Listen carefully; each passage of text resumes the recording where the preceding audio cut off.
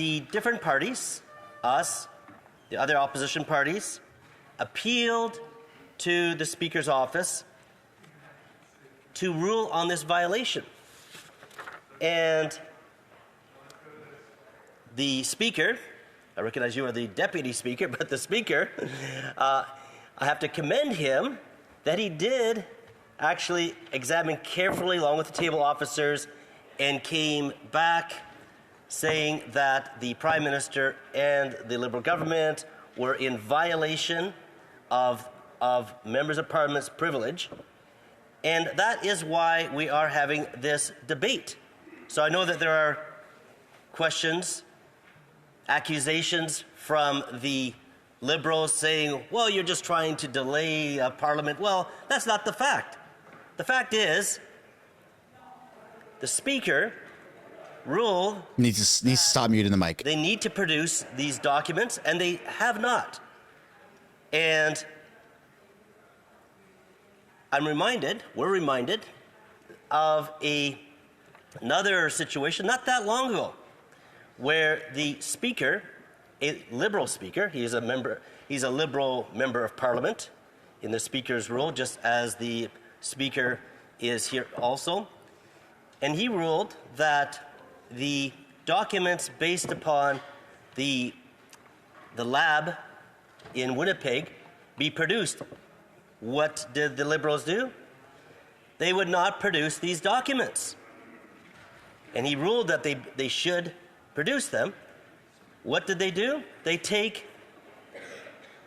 said they would take court action against the Speaker of the time, the Liberal Speaker of the time. So it didn't go that far. He actually didn't see his day in court. Why? Because the Liberals thought, well, maybe this isn't the best of idea, taking someone that actually is a Speaker that really was voted as a Liberal. So then maybe we'll just, here's an opportune time to call an election in the middle of the pandemic. So it's kind of like something they said they wouldn't do, but then they're taking advantage and hiding the information. So the information never came out. Probably damning information that could come out that would impact their electoral fortunes. And that's what they did. They blocked to prevent information from coming out. And that's what we're seeing again and again happening. So I hope the Speaker does not find himself in court by the decision that he has made. So the debate would stop, as I mentioned, if they would produce the unredacted document, which is our right. But the question is, why haven't they? I didn't ask why won't they, because there's still the slimmest of hope that they will do the right thing, the democratic thing, and produce the documents. I'm not going to hold my breath, but I'm hopeful. There is a slight possibility. We're still here. They can still act on it. So, but the public, all of us, are wondering, what's the big deal? Why don't they just do what the right thing, the appropriate thing, and produce the documents? Why won't they?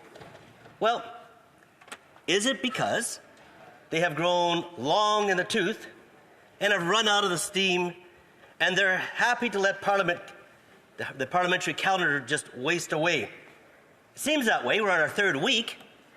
They don't seem to be very anxious to produce these documents. We want to get back to business. Actually, we don't. Yeah, good point from the Liberals. We want to be our business, but we don't like their business, because what they're doing, and this goes to my second point, is that maybe, Mr. Speaker, maybe they've had visions in the night, and they subconsciously recognize that Canada under them is going in a wrong direction under their mismanagement. They're recognizing this. And so they're saying, well, you know what? They're feeling maybe a bit of collective shame in their hearts. And they said, really, you know what? We should let this parliamentary calendar just continue to ebb away, because our actions are destroying this nation. Well, if that's the case, then I say I have to commend them. Kind of. For example, maybe in that vision at night, they saw how the per capita income of Canadians is going down under them. I remember when I was an MLA here in Ontario, but I was an MLA in British Columbia, and talking to people that would come visiting, even Americans, and they would just, this was during the Harper years, at that time, Conservative Parliament, and they were just amazed at how well the things are going in Canada compared with the United States, where the economy, where the housing situation, everything was going downward. It was under real distress, as opposed to what was happening here. It was a contrast between Canada and the United States of how things were going under Stephen Harper, Conservative Prime Minister, as compared to what was happening in the States. Well, Liberals have decided, well, maybe we don't want the Americans to feel bad when they come up here and see, well, wow, the Canadians are doing so well. We want them to feel good, so we're just going to destroy our nation economically. Our per capita income has gone down significantly. People are struggling financially to buy a home. So it's tough. Young people don't feel they're ever going to be able to buy a home. Well, I hope their good news is on the way, Mr. Speaker, and I hope that we're going to see a Conservative government soon, because, even today we made the leader of the Conservative Party announced an initiative to remove the GST from all new housing built up to $1 million. That's about 5%. It's up to $50,000, not including the interest over the years. So that can easily double or more the value. This is a common sense approach, a help for young people to get kickstart our housing, which has been going down under the Liberals. We anticipate 30,000 new homes built every year under this initiative. And leaders also announced that our intention is to encourage the provinces to remove their sales tax on all new housing production. Compare that with the Liberals. When they came in power in October 2015, it took 39% of the median pre-tax household income to cover home ownership. Now what is it? 60% of pre-tax. Basically, it's their full income and more. Like people are drowning. Mm-hmm. And this is a measure that will generate new construction jobs, and this is good news and stands in stark contrast with the Liberals. Maybe in this vision of the night, among the Liberals, collectively all the same night, it's miraculous. But maybe they recognize that what they're doing is just making this country much less safe. And you know what? That would be true. After 9 years of this NDP Liberal government, violent crime is up 50%, while violent gun crime has increased 116%. Now, Mr. Speaker, I'm giving you some numbers, 50%, 116%. Well, we're talking thousands and thousands, tens of thousands of Canadians suffering under violent crimes, gun crimes, and people getting killed.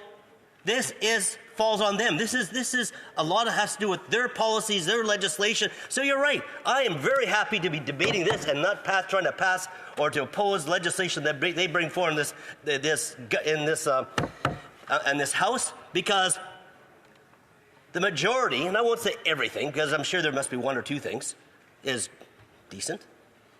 We could do better, but by far it is not helpful to Canada. It's taking us down. It's dragging us down. So we're quite happy to take our time, again, Mr. Speaker, we don't have to be doing this if they would just comply to the Speaker's office request for them to do the right thing. But their heels are in. So is it because, again, this collective pang of conscience that they recognize how bad their legislation is? Now, they brag about banning firearms on law-abiding Canadians while completely ignoring gun smuggling and the crime wave unleashed by this government. The police associations, I think last week or the week before, from across this country were forced to correct the Prime Minister. Toronto Police Association, for instance, wrote the Prime Minister telling him that criminals did not get your message. They went on to say that our communities are experiencing 45% increase in shootings and a 62% increase in gun-related homicides compared to last year. Last year, I said. Like, things are getting chaotic, deadly, crazy. What difference does this is the Toronto Police Association saying to the Liberals, what difference does your handgun ban make when 85% of guns seized by our members can be sourced to the United States? Doesn't make sense, but then we come to expect that from the Liberals, unfortunately. This was followed by similar condemnations from the Vancouver Police Union and the Surrey Police Union. Vancouver Police Union wrote the Prime Minister saying that they're not aware that the Liberals, and really they're upheld by the NDP, are not aware of the ongoing gang war here in British Columbia, which I'm a member representing, an MP representing a community in Pitt Meadows, Maple Ridge in British Columbia. Unaware of the gang war happening in BC, which is putting both our members as police officers and public at risk on a daily basis.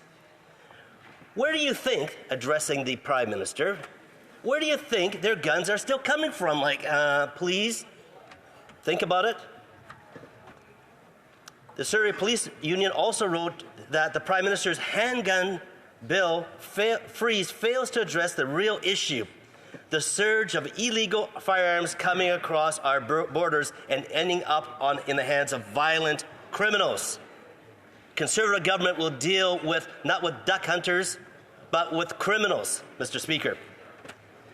Maybe the Liberals recognize that their incompetency as demonstrated by overdose deaths. Under them, 47,000 deaths, and many more dying every day.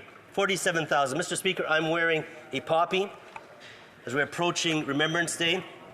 Do you know there are tens of thousands of Canadians that lost their lives on the battlefield, but there are actually many more that have died from this opioid crisis just alone. That's the staggering number of deaths due to the opioid crisis.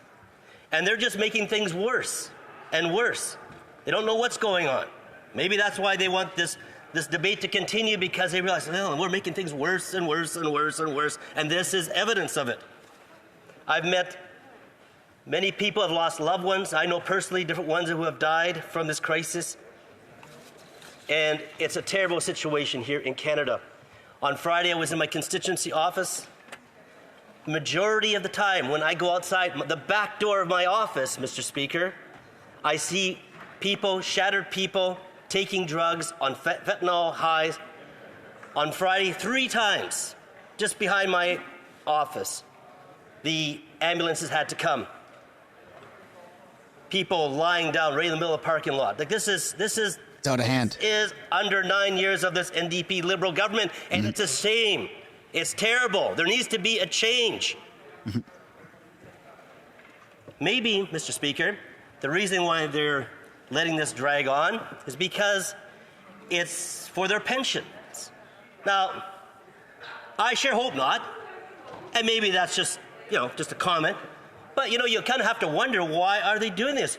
Why, when so many millions of Canadians are struggling, I hope that the reason that they're not calling a carbon tax election is for their own paycheck, whether it be as a cabinet minister, whether it be for the pension, whatever it may be. I sure hope not, Mr. Speaker. Sure seems like it. The reason why they're not producing the document and they're just allowing this debate go on and on is because they want to prorogue Parliament to try and reset things, to deal with their internal chaos, Mr. Speaker.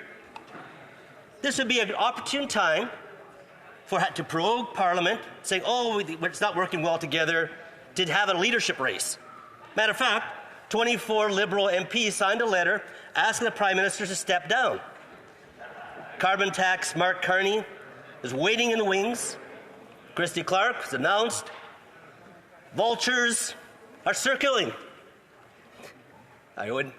No disrespect meant to my the individuals. I'm just saying that that things are bleeding.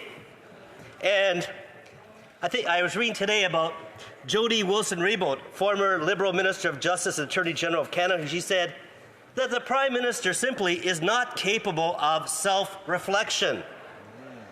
The Prime Minister remains not in the interest of Canadians, Mr. Speaker, not even in the interest of my colleagues in the Liberal benches here.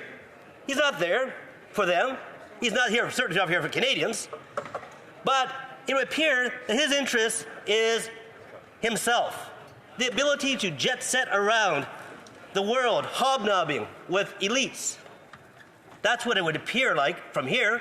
And I have a good idea that some of the members on the Liberal benches feel it's the same thing, if you watch the news.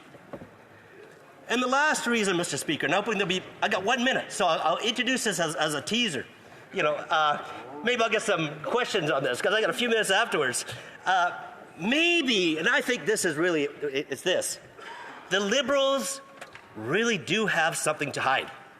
I think that may be the reason why. Oh, yeah. You think so? I think so. Yep. Mm-hmm. They maybe really do have something to hide. They don't want any more biopsies. They don't want to know the public to know how far this cancer has spread, Mr. Speaker. Now, my wife, she had cancer, breast cancer. It's 9 years now. Jeez. Five operations, and they tested to see. They tested different lymph nodes to see if it had metastasized. Thank God, it hadn't. It's 9 years later, and I'm thankful she's here with me. Tremendous support.